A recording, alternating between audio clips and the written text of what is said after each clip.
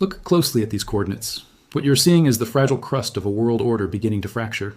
For decades, the Eastern Mediterranean has been a theater of controlled chaos, but on April 4th, the script changed.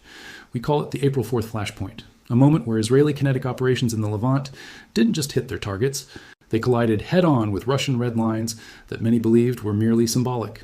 This wasn't just another strike in a long-standing shadow war, it was a calculated breach. As Israeli jets banked over the Mediterranean, they entered a new reality where the Kremlin's patience had finally evaporated.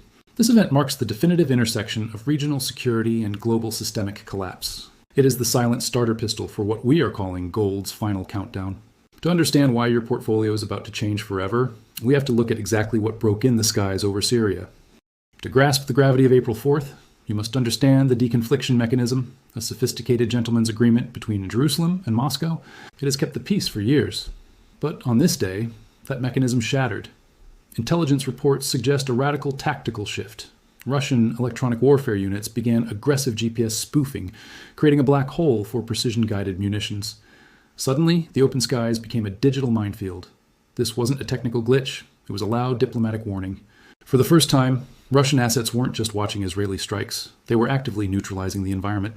Whether it was the proximity to the Khmeimim airbase or a direct order from Moscow, the message was undeniable.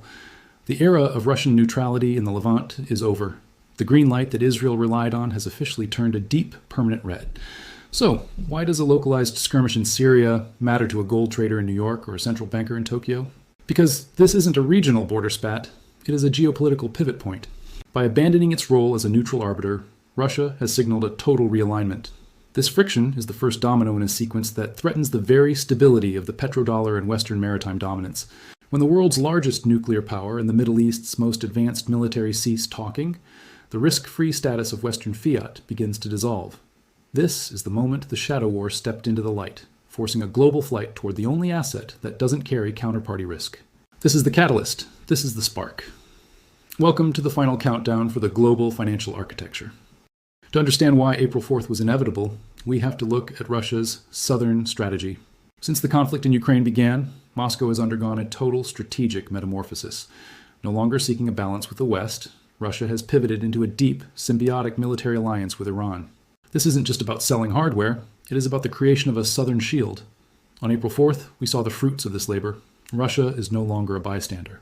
They are providing the Islamic Republic and its proxies with advanced defensive umbrellas, including the potential deployment of S-400 components. This move effectively turns the Levant into a Russian protected zone, fundamentally challenging the Israeli Air Force's freedom of action. By shielding Iranian interests, Russia is securing its own warm water ports and ensuring Western-aligned energy projects remain under the Kremlin's veto. This leaves Israel in a strategic vice. For Jerusalem, preventing Iranian entrenchment on their northern border is a non-negotiable survival instinct. But for the first time in 50 years, the cost of survival includes the risk of a direct kinetic exchange with a nuclear-armed Russia. Look at this conflict map. The lines in the sand that held for a decade moved overnight on April 4th. Every sortie now carries the weight of a global escalation. If Israel strikes too close to Russian personnel, they risk a hot war. If they don't strike, they allow an existential threat to grow. This security trap is exactly what is driving global markets into a frenzy. When the most stable democracy in the Middle East is forced into a corner, the geopolitical risk premium doesn't just rise, it explodes. The world is realizing that the old rules of engagement are dead, and the new ones are being written over Damascus. Now, let's follow the money. Why did gold prices react with such violent upward pressure following a localized incident in the Levant? Because institutional smart money sees what the headlines often miss. The geopolitical risk premium has reached a terminal velocity. On April 4th, we saw a massive coordinated exit from the euro and the dollar into physical bullion. In a world where two major military powers are staring each other down, paper promises lose their luster. Gold is the only asset that doesn't require a signature from a government that might be at war by next week. The April 4th event signaled that the great flight out of fiat currency isn't just coming, it's already here. To understand the final countdown, we must look at the weaponization of the dollar. The April 4th flashpoint didn't happen in a vacuum. It occurred as the BRICS plus nations were already seeking an exit from the Western financial system. Russia, having been largely cut off from SWIFT, has spent the last year incentivizing its partners to settle trade in anything but the greenback. The friction between Israel and Russia on April 4th served as a massive accelerant for this de-dollarization. Middle Eastern nations, observing the volatility, are beginning to question the long-term safety of the petrodollar. If Russia can neutralize Western-aligned military tech in the Levant, can the U.S. truly guarantee the security of the oil trade? The answer for many is shifting toward gold. We are witnessing a transition from a world of faith-based currency to proof-of-work assets. This is the moment the Middle East began to hedge its bets, moving away from treasury bonds and toward the cold, hard reality of physical bullion. The data tells the real story.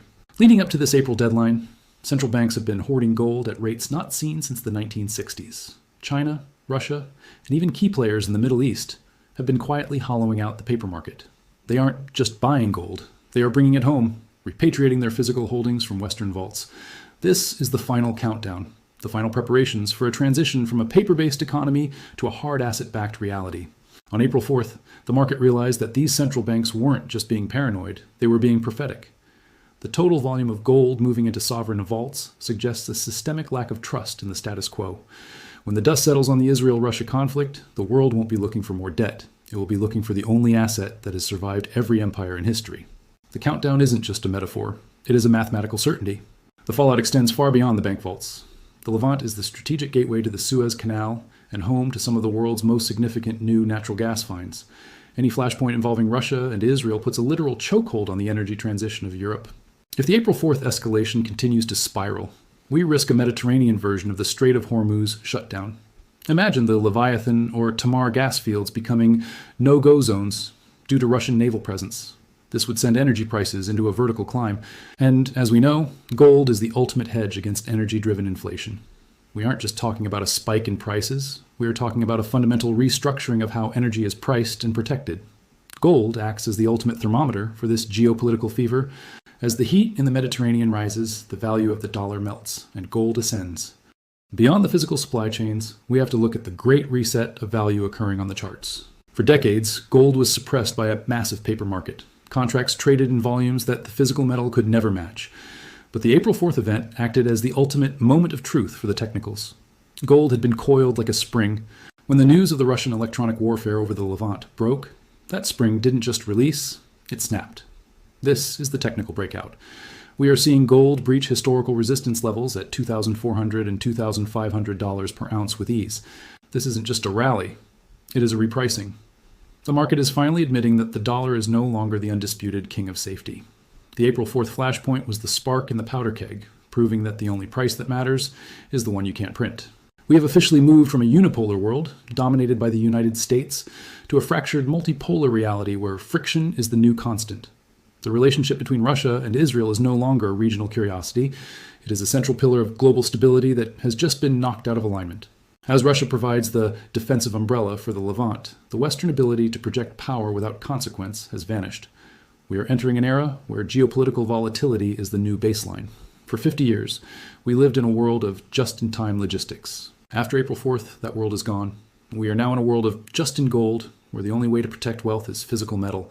So how do you navigate this? First, recognize that geopolitics is now the primary driver of alpha.